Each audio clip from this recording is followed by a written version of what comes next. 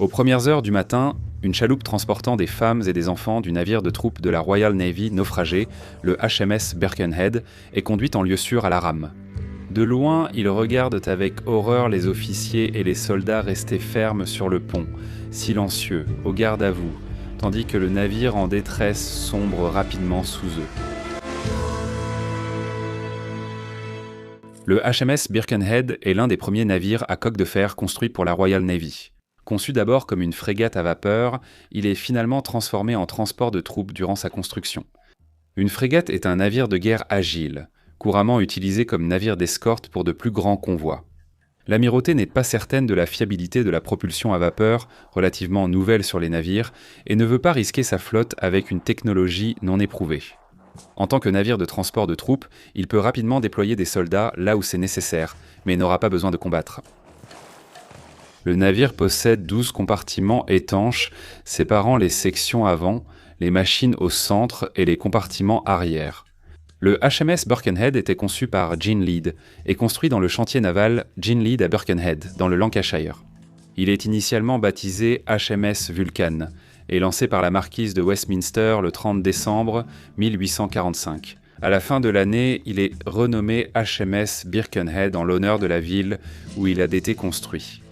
Le HMS Birkenhead mesure 64 mètres de long, avec une largeur de 11 mètres et un tirant d'eau de 5 mètres sous la ligne de flottaison. Le navire est propulsé par 2 moteurs à vapeur, Forester Co de 564 chevaux, actionnant une paire de roues à aubes de 6 mètres de diamètre, avec une vitesse maximale de 10 nœuds. Le navire dispose d'un jeu complet de voiles, et les moteurs à vapeur offrent une maniabilité et une vitesse supplémentaires. Le navire est doté d'un équipage de 125 officiers et marins.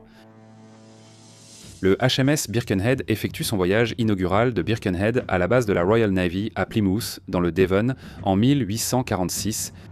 Il est en service pendant 5 ans, avant d'être mis en cale sèche à Plymouth, où il est réaménagé avant de reprendre du service. En janvier 1852, sous le commandement du capitaine Robert Salmond, le HMS Birkenhead quitte Portsmouth à destination de la baie d'Elgoa, sur la côte est de l'Afrique du Sud. Des soldats de 10 régiments différents de l'armée britannique sont à bord. Les troupes viendront renforcer les forces britanniques qui combattent lors de la 8e guerre des Xhosa contre les tribus indigènes Xhosa de la région du Cap-Oriental en Afrique du Sud. Le 5 janvier, le Birkenhead fait escale à Queenstown, en Irlande, pour embarquer d'autres soldats ainsi que les épouses et les familles de plusieurs officiers à bord. Après 6 semaines en mer, le Birkenhead accoste à Simonstown, dans la baie False, dans la matinée du 23 février. La Royal Navy a pris le contrôle du port de Simonstown dans les années 1790 pour y construire une base navale qui existe encore aujourd'hui sous la marine sud-africaine. La plupart des femmes et des enfants à bord débarquent, accompagnés de plusieurs soldats qui sont tombés malades pendant le voyage. Pendant leur séjour à Simonstown, 9 chevaux de cavalerie, plusieurs balles de foin et 35 tonnes de charbon sont embarqués en préparation pour la dernière étape du voyage vers la baie d'Algoa. Cette dernière étape fait environ 450 milles nautiques et prendra 2 jours de navigation. À 18h le 25 février, sous un ciel dégagé et une mer calme, le Birkenhead a mis les voiles vers la baie d'Algoa avec entre 630 et 643 hommes, femmes et enfants à bord. Le nombre exact n'est pas consigné. Afin d'atteindre la meilleure vitesse possible, le capitaine Salmon décide de longer la côte, traçant une route qui maintiendra le Birkenhead à environ 3 milles du rivage. Lors du voyage vers le sud depuis Plymouth, le Birkenhead navigue à contre-courant du Benguela. En remontant la côte est de l'Afrique australe, il fait face aux courants du Mozambique. Ces courants océaniques permanents sont les plus puissants en eau profonde. Plus près de la Terre, les courants rencontrent la résistance du rivage dans des eaux moins profondes, ce qui les ralentit.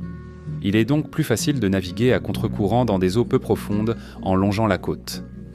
Juste avant 2 heures du matin, le 26 février, le Birkenhead avance à 8,5 nœuds en passant Danger Point au large de la côte de Carts Bay. Le sondeur à la proue prend une mesure de profondeur. Il y a 22 mètres d'eau sous la proue du Birkenhead. Lorsqu'on navigue de nuit, la Terre peut ne pas être visible, donc une façon de naviguer est de suivre une courbe de profondeur. Le sondeur mesure régulièrement la profondeur en laissant tomber une corde lestée et en comptant les nœuds entre le navire et le fond marin.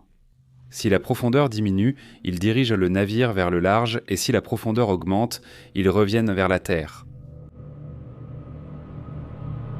Avant que le sondeur ne puisse effectuer sa prochaine mesure, le Birkenhead heurte un rocher non répertorié à 3,7 mètres sous la proue. Par temps orageux, lorsque les vagues ont de hautes crêtes et de profonds creux, le rocher peut être clairement aperçu dans les vagues agitées. Mais dans ces conditions calmes, la longue houle roule lentement et n'est ni haute ni profonde, donc les rochers sont cachés sous la ligne de flottaison. Le capitaine Salmon se précipite sur le pont, ordonne de jeter l'ancre, de mettre à l'eau les canots et de battre en arrière. Alors que le navire recule, la mer s'engouffre par le grand trou créé en heurtant le rocher. La longue houle roulante pousse le Birkenhead vers l'avant et il heurte à nouveau, déformant la tôle de la cale avant et éventrant les cloisons avant. Le compartiment avant et la salle des machines sont inondés. Plus de 100 soldats dormant sous le pont se noient dans leurs couchettes. Les officiers, hommes, femmes et enfants survivants se rassemblent sur le pont. Le capitaine Salmon ordonne au lieutenant-colonel Seton, l'officier militaire le plus haut gradé à bord, d'envoyer des hommes actionner les pompes de cale. 60 hommes sont affectés aux pompes, 60 autres aux palans des canots de sauvetage, et les hommes restants se rassemblent sur le gaillard arrière, à l'arrière du navire, dans le but d'alourdir la poupe et ainsi de relever la proue. Les femmes et les enfants sont placés dans la chaloupe du navire qui se trouve le long du bord. Le capitaine Salmon ordonne de mettre à l'eau 2 autres grandes embarcations, chacune capable de transporter 150 personnes. La première est aussitôt submergée et perdue. La seconde ne peut être mise à l'eau car les poulies, mal entretenues, bloquent dans les cordes. Il ne reste donc plus que la chaloupe et 3 petits canots de sauvetage pour embarquer les hommes. Les officiers et les hommes survivants se rassemblent maintenant sur le pont arrière, où le lieutenant-colonel Seton demande à ses officiers et à ses hommes de maintenir la discipline et l'ordre. Tout le monde garde le silence. Les seuls bruits dans l'air sont la voix du capitaine Salmon, rappelant calmement à ses hommes de rester calmes, les chevaux qui rument sur le pont et une petite houle qui vient frapper le flanc du navire. 10 minutes après que le Birkenhead ait heurté le rocher pour la première fois, alors que les moteurs tournent toujours en marche arrière, le Birkenhead frappe le rocher une 3e et dernière fois, déchirant les plaques du fond. Le navire se brise en 2 juste derrière le grand mât. La cheminée s'effondre et passe par-dessus bord. La partie avant du navire coule rapidement. La section arrière, maintenant fortement encombrée d'hommes, commence à tanguer et à couler. Le capitaine Salmon crie « Tous ceux qui savent en nager, sautez par-dessus bord et nagez vers les canots ». Le lieutenant-colonel Seton comprend que cet ordre provoquera une ruée vers la chaloupe et les 3 petits canots de sauvetage, ce qui risque de les submerger et de mettre en danger la vie des femmes et des enfants. Il ordonne à toutes les troupes de garder les rangs. Seuls 3 soldats rompent les rangs et nagent vers la chaloupe. Les 9 chevaux de cavalerie sont relâchés et poussés dans la mer. L'un d'eux se casse la jambe et est rapidement tué par de grands requins blancs. Les 8 autres atteignent la rive sains et saufs. Queensbury est l'un des lieux les plus visités au monde par les grands requins blancs. Les courants froids de Benguela et le courant chaud du Mozambique se rencontrent dans cette région, apportant tous deux des nutriments qui remontent la chaîne alimentaire. Ces grands requins blancs africains se nourrissent principalement de la grande population de phoques de la région et n'hésitent pas à compléter leur régime avec quelques soldats britanniques si l'occasion se présente. Les soldats et leurs officiers survivants restent de ferme, sans bouger, alors que le Birkenhead coule sous eux, à peine 20 minutes après avoir heurté le rocher. Certains soldats réussissent malgré tout à nager les 2000 jusqu'à la côte. Beaucoup se noient, meurent d'épuisement ou sont tués par les grands requins blancs, enragés. Tôt le lendemain, la goélette lyonnaise découvre la chaloupe, embarque les femmes et les enfants ainsi que des survivants d'un des petits canots de sauvetage, puis met le cap vers l'emplacement du Birkenhead. Arrivant dans l'après-midi, la lyonnaise trouve 40 survivants accrochés au gréement du Birkenhead et les prend à son bord. Le nombre total de personnes à bord du Birkenhead au moment de la catastrophe a toujours été incertain. Une estimation de 638 personnes est publiée dans le journal The Times à Londres. Les survivants se composent de 113 soldats de tout grade, 6 Royal Marines, 54 marins de tout grade, 7 femmes, 13 enfants et 1 civil. Un total de 194 hommes, femmes et enfants. 444 hommes sont morts.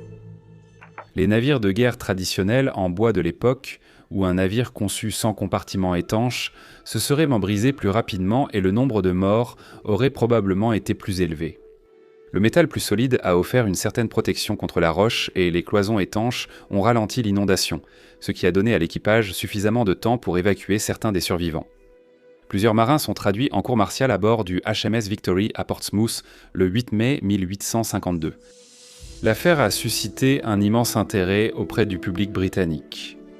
Comme aucun des officiers supérieurs du Birkenhead n'a survécu à l'accident, personne n'est tenu pour responsable. Un phare de 18 mètres de haut, dont la lumière était visible à 25 milles nautiques en mer, a été construit à Danger Point en 1895. En 1936, une plaque commémorative dédiée au Birkenhead a été apposée à la base du phare par la Ligue navale d'Afrique du Sud. La discipline et la vaillance des officiers et soldats à bord. Le Birkenhead et la décision de faire monter femmes et enfants dans la chaloupe en priorité ont donné naissance à la manœuvre dite de Birkenhead, ou plus communément connue sous le nom de femmes et enfants d'abord.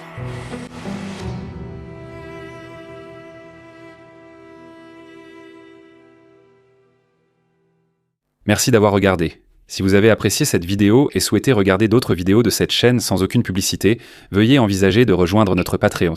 Le lien se trouve dans la description. Vous pouvez nous rejoindre gratuitement ou choisir une adhésion avec des avantages allant des vidéos sans publicité à l'accès anticipé et aux sessions de questions-réponses en direct. J'ai hâte de vous y retrouver.